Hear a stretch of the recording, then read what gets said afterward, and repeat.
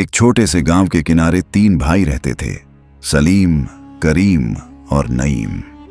उनके माँ बाप नहीं थे और विरासत में कुछ नहीं मिला था।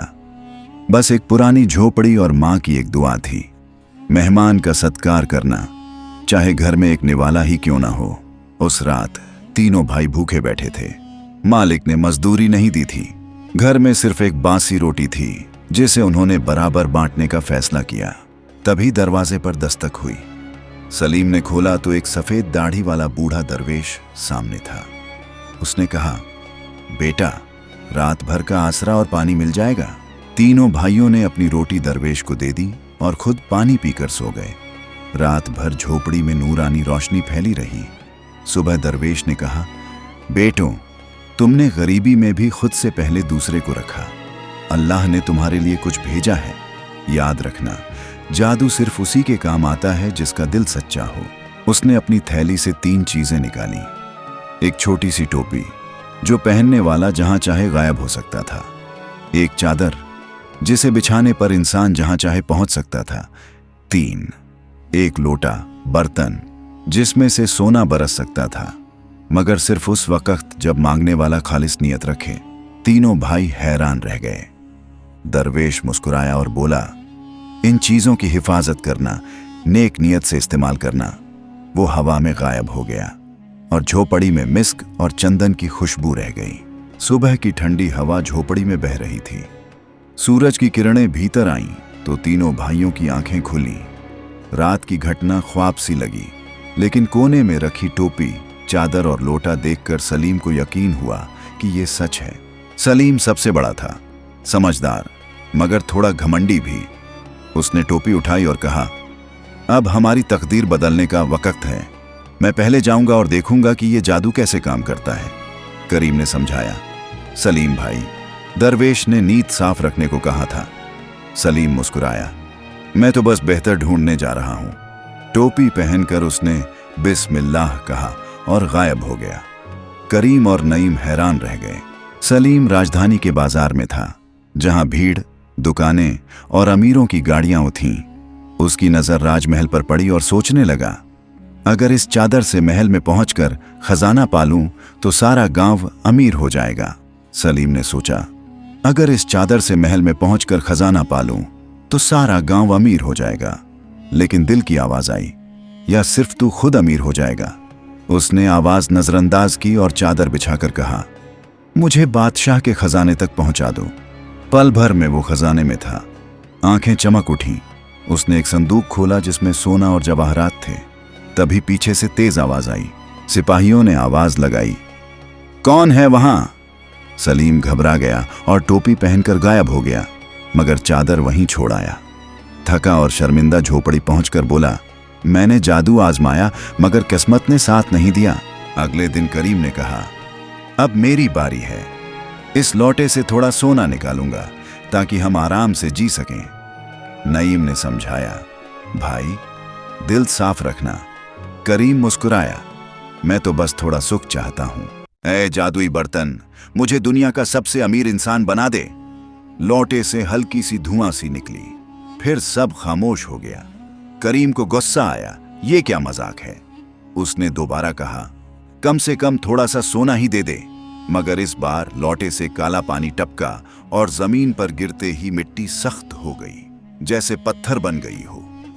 नईम ने कहा, भाई, दरवेश ने कहा था, लालच में जादू काम नहीं करता। करीम ने शर्म से सिर झुका लिया। लौटा अब भी चुप था, जैसे किसी से रूठ गया हो। नईम सबसे छोटा था, मगर उसकी आंखों में सुकून था। उसने दरवेश की बातें याद रखी। रात को उसने लौटा सामने रखा और आसमान की ओर देखा। तारे टिमटिमा रहे थे। उसने कहा, या खालिक, अगर इस लोटे में बरकत है तो मेरे गांव के भूखे बच्चों के लिए खाना दे दें। लौटा चमका और उसमें से रोटियां और अनाज गिरने लगे। नईम की आंखों में आंसू आ गए। उसने कहा, यह दौलत नहीं, रहमत है। सुबह गांव वालों ने देखा कि नईम सबको खाना बांट रहा है। लोग दुआएं देने लगे और कहने लगे, नईम है, जादू वाला, दिल वाला। नईम अब गांव का प्यारा बन चुका था। हर सुबह उसकी झोपड़ी से धुआं उठता और खाना पूरे गांव के लिए बनता। नईम लौटे के सामने दुआ करता और उसमें से रोटियां, अनाज निकल आता। नईम मुस्कुराकर कहता, ये लौटा नहीं, दुआ काम करती है। उसकी जिंदगी में सुकून था, लेकिन सलीम और करीम के दिलों में अभी भी एक अधूरी चाहत बाकी थी। एक दिन करीम ने सलीम से कहा, देखो, नईम पूरे गांव का मालिक बन गया है। लोग उसे इज्जत देते हैं और हम बस उसके साए में खड़े हैं। सलीम ने कहा, मुझे शर्म है कि मैंने अपनी चादर खो दी। अब सोचता हूं क्या सच में जादू उसी के पास रहना चाहिए। करीम बोला, अगर वो लौटा हमारे पास हो तो हम भी गांव के लिए बहुत कुछ कर सकते हैं। रात में करीम चुपके से नईम की झोपड़ी में गया और लौटा चोरी कर लिया। करीम जंगल की तरफ भागा और बोला, है जादुई बर्तन, मुझे अमीर बना दे। लौटा चमका, लेकिन कुछ नहीं हुआ। करीम गुस्से से चिल्लाया, क्यों नहीं काम करता। जैसे ही उसने ये कहा, लौटे से तेज आंधी और धुआं निकला। करीम डर गया और दरवेश की परछाई उसके सामने आ गई। दरवेश ने कहा, करीम, जादू दिल की सच्चाई देखता है, शब्दों की नहीं। तूने चोरी की और उम्मीद रखी कि रहमत बरसेगी। करीम घुटनों के बल गिर पड़ा। करीम रोता हुआ गांव लौटा। नईम ने कहा, भाई, तुमसे गलती हुई, मगर हर गलती माफ की जा सकती है अगर तौबा सच्ची हो। करीम ने कहा, मगर लौटा तो अब पत्थर बन गया है। नईम मुस्कुराया, जादू चीज में नहीं होता, दिल में होता है। अगर दिल सच्चा रहे तो बिना लौटे के भी बरकत उतरती है। गांव पर मुसीबत उतरी। काले बादल छा गए, बारिश हुई और खेत बह गए। गांव वाले नईम के पास दौड़े और बोले, फकीर बाबा, अब क्या करें। नईम ने आसमान की तरफ देखा और घुटनों के बल बैठ गया और फुसफुसाया, या रब, अगर मेरी नियत तेरी राह में है तो इस गांव को राहत दे। हवा थम गई, बारिश रुक गई और चांद निकल आया। गांव में सन्नाटा छा गया। पत्थर का लोटा सुनहरी रोशनी में बदलने लगा। नईम ने उसे उठाया और आंसू टपक पड़े। उसके आंसू लोटे में गिरे और फिर से रोटियां और अनाज निकलने लगे। गांव के लोग झूम उठे। एक बूढ़ी औरत बोली, नईम का आंसू ही असली जादू है। सलीम और करीम नईम के सामने सिर झुकाए खड़े थे। सलीम ने कहा, भाई, हमें माफ कर दो। नईम ने उनके कंधे पर हाथ रखा और कहा, भाई, जादू दिल में होता है। अगर दिल सच्चा हो तो पत्थर भी खजाना बन जाता है। तीनों भाई एक दूसरे को गले लगाकर रोए। उस दिन से गांव में कोई भूखा नहीं रहा।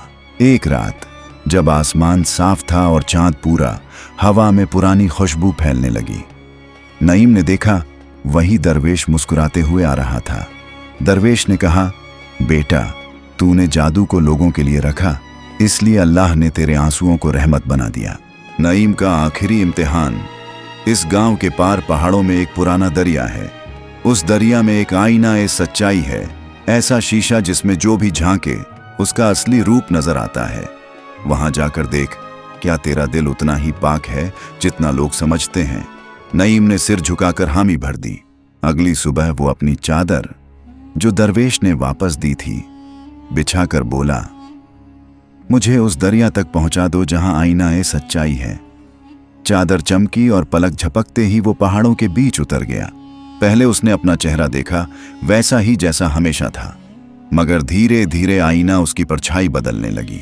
उसने देखा, कभी वो भूखा बच्चा था जो माँ की रोटी का आखिरी टुकड़ा संभालता था, कभी वो मजदूर था जो दूसरों के खेत जोतता था, कभी वो भाई था जिसने भूखे पेट दरवेश को रोटी दी थी। नईम ने देखा वो लम्हा जब करीम ने उसका लौटा चुरा लिया था और उसने उसे माफ कर दिया था। आईना से आवाज आई, सच्चाई वही है जो माफ करने में है, न कि लेने में। जादू वही है जो बांटने में है, न कि रखने में। नईम की आंखों से आंसू गिर पड़े। दरवेश की आवाज गूंजी, नईम, अब तू वो मुकाम पा चुका है जहां इंसानियत जादू से ऊपर है। ये दुनिया तुझे हमेशा याद रखेगी ना एक फकीर के तौर पर, बल्कि एक ऐसे इंसान के तौर पर जिसने साबित किया कि दिल का सच्चापन हर जादू से बड़ा है।